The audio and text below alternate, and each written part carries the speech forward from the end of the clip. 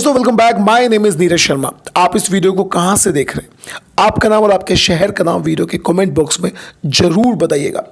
अगली वीडियो में मैं आपका नाम जरूर लूंगा। और अब बात करते हैं सीधा सीधा आज के इस केस के बारे में।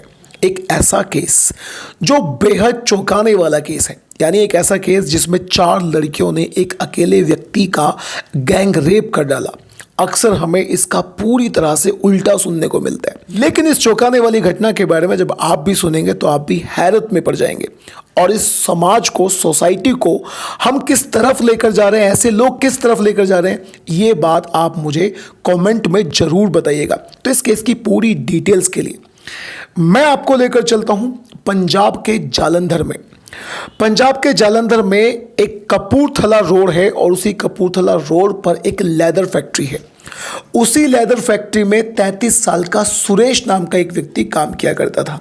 लाइफ में सब कुछ बहुत अच्छा चल रहा था। और हाँ, यहां मैं आपको बताना चाहता हूं कि उसका जो नाम है सुरेश, वो काल्पनिक नाम है।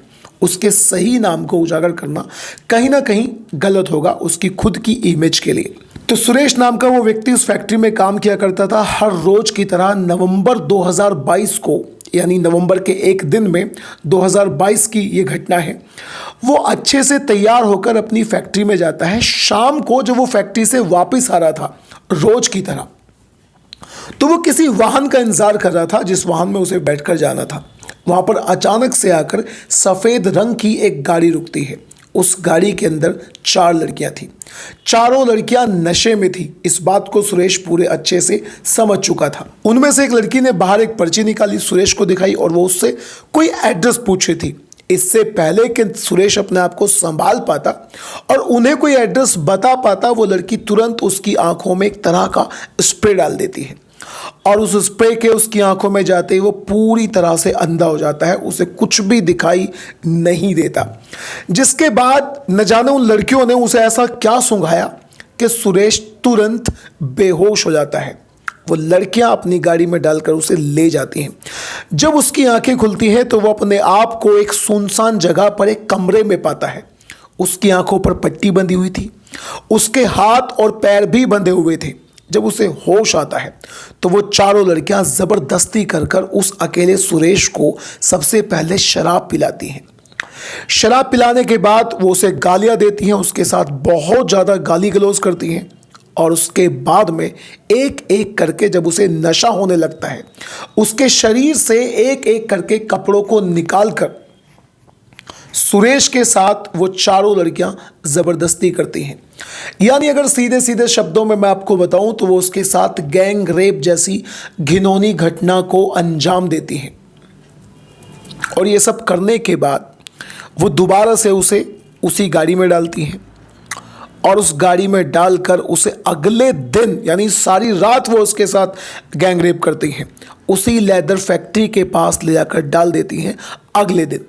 सुरेश इस घटना का पूरी तरह से किसी के सामने जिक्र नहीं करना चाहता था, लेकिन कुछ मीडिया के लोगों को पता चल जाता है और देखते ही देखते ये घटना सोशल मीडिया पर वायरल होने लग जाती है।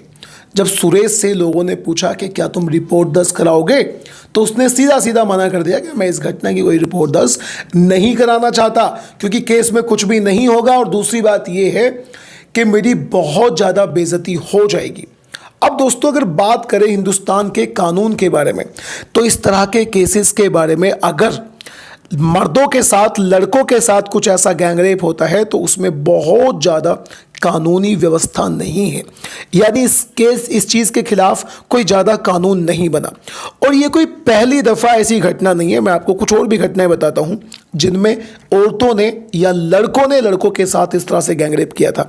अगर बात करें मुंबई में 2017 में 16 साल के एक लड़के के साथ 15 लड़कों ने गैंगरेप किया था, जिसके बाद उस लड़के ने शर्म के मारे आत्महत्या कर ली थी।